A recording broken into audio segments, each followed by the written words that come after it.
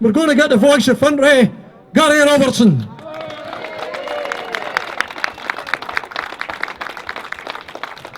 Cheers, Stuart. Just put us on the spot. I thought I was just coming down to cheer our yous on.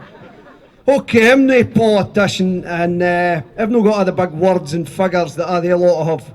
But what I've got is the same as I use folk. Passion in the heart. We've got a cross-section of people fae the working class right up to the top who I believe this country could stand on its own feet.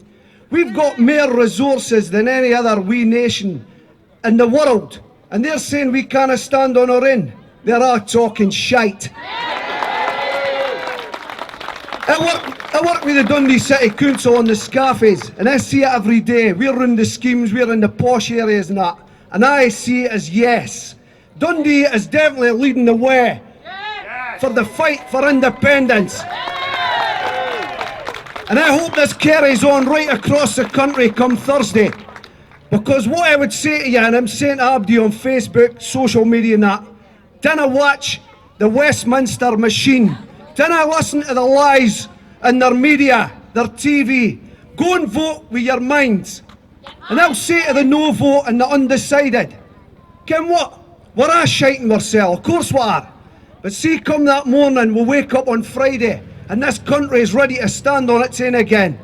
Let's march together, be a nation, and let's do it. Cheers!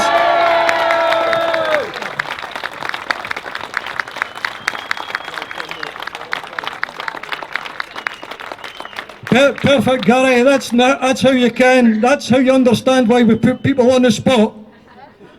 We're all on the spot on Thursday. We've all got to make the decision. We've all got to go in that wee booth. We've all got to look at the 6 words on the paper. Should Scotland be an independent country? Yes! Okay, you got the gist. In the month before the deadline for registration, on September the 2nd, there was 7,000 new registrations in Dundee. And I echo the point that Alex Salmon made, that those people who were registering at that period of time were not registering to vote no. There's absolutely no way. The extent of the reception that we received when we were organising the registration stalls and schemes right across this city was something to behold. When we were getting into these schemes, Fintry, Mingus Hill, many other places, even before we were getting the stalls set up, we were being absolutely and utterly swamped. We were handing out the posters in Strathmartin Road, and then 2 minutes later we were watching them go up on the windows of the tenements. We've had a 72-year-old guy approaching us on a stall and saying, I want to vote for this. I've never voted in my life. I've never been registered in my life. A 72-year-old man. Again, that was up in the Strathmartin Road. Now, we're hearing, actually, that we're actually behind in the polls. Who here believes that? It's an absolute joke. What a turnout, not just today, right? This whole campaign, right from the beginning, has been a kick up the backside for the political establishment and for the media, because they're no used to this. They're no used to ordinary working class people engaging in this political process, because it suits their agenda, and it suits their agenda because they make the most out of it. Big business, the media, and all the rest of it, of course they didn't want to upset the apple cart. So let's remember this stuff about the Project Fear that has gone into overdrive over the last few days. Let's remember the same scare stories they used about losing jobs, about the banks moving, about big business. They used the same arguments at the referendum for devolution. They used the same argument about losing jobs when the minimum wage was introduced. So let's not be taken in by that idea. This is a grassroots, from the streets, ordinary working people's campaign. This isn't about the politicians. And for me, I'm not a nationalist. I'm a socialist and I'm a trade unionist. And the idea about why I support self-determination and I'm voting yes in this is because I want change. I want real change. I didn't just want to change the flag or to even change the government. I want to change the economic system itself. Because I think it's a disgrace that over a quarter of Bairns in this city live in official poverty.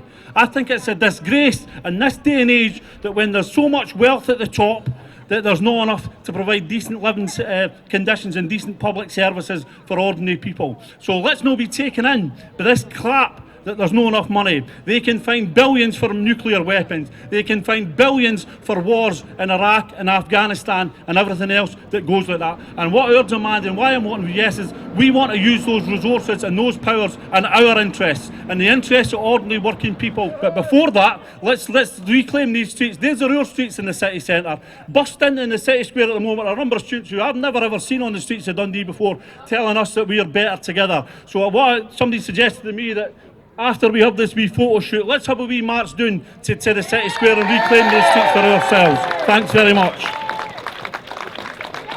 Thanks very much, Jim. Thanks to all the speakers. Thanks to you all for being here today. Okay, friends, we're going to take the stairs.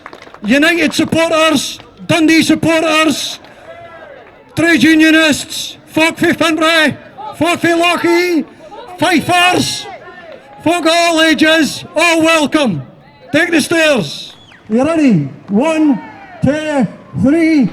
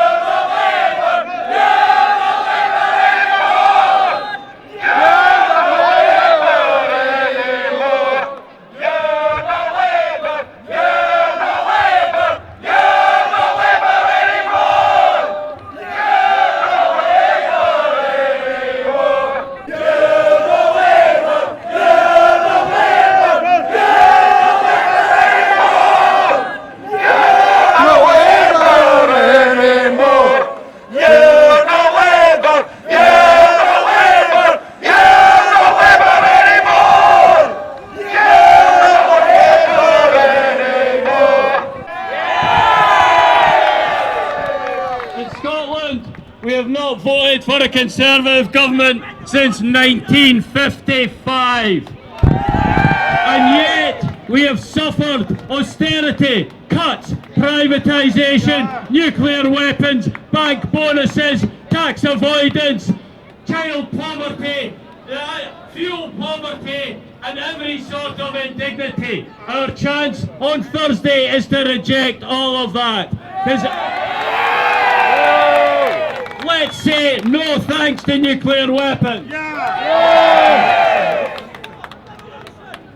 We can say no thanks to nuclear weapons, to being one of the top 6 arms exporters in the world, dealers in death. The UK is not okay, and it's not been okay for a very long time. I can see no prospect of change in the United Kingdom, which seeks to promote the interests of the 1%. Bear Together claim that we're attempting to try and divide a United Kingdom. I'd just like to say this. How united a kingdom do we actually live in? Where does the phrase the North-South divide come from? Does that bespeak a kingdom that is united in itself? The reality is that we are a fundamentally divided society between the haves and the have-nots, between that 1% that hoard their money in offshore banking accounts and that other 99% who are prey to the insecurities of minimum wage, 0-hour contracts and benefit sanctions. We've been outside the brew for the last 4 months in Dundee, which has got one of the highest sanction rates anywhere in Scotland. And we can see the picture of this so-called United Kingdom when people come out from being sanctioned for the heinous crime of being 2 minutes late for an interview and find themselves left without any money for up to 12 weeks.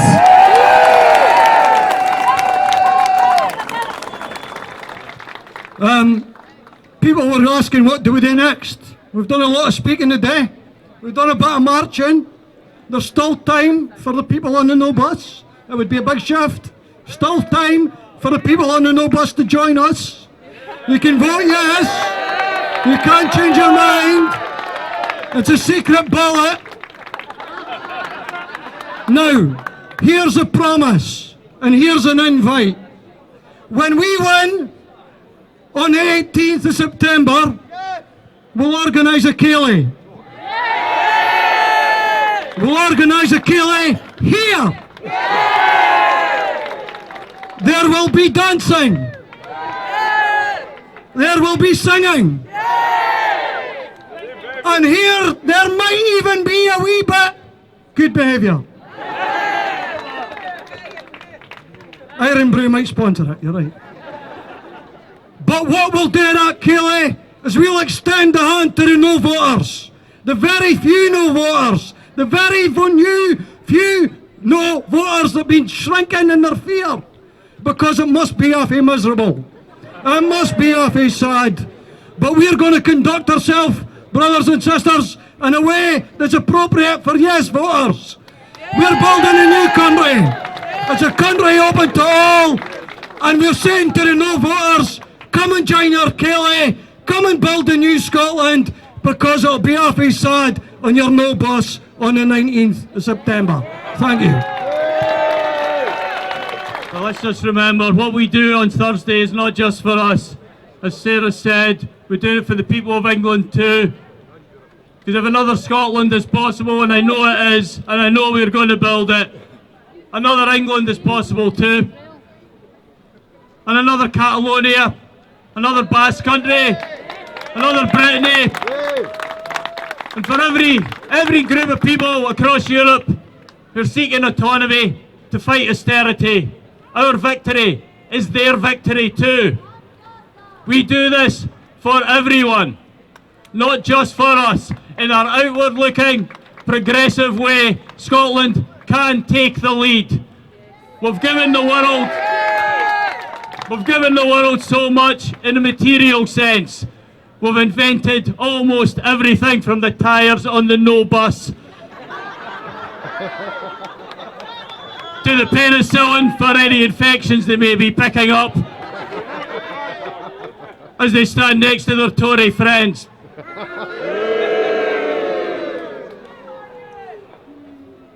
But now we can give the world maybe something else. It might be a little bit less tangible, but it's no less important for that. We can give them hope. Let's vote yes. Let's build a new country. Let's build a People's Scotland.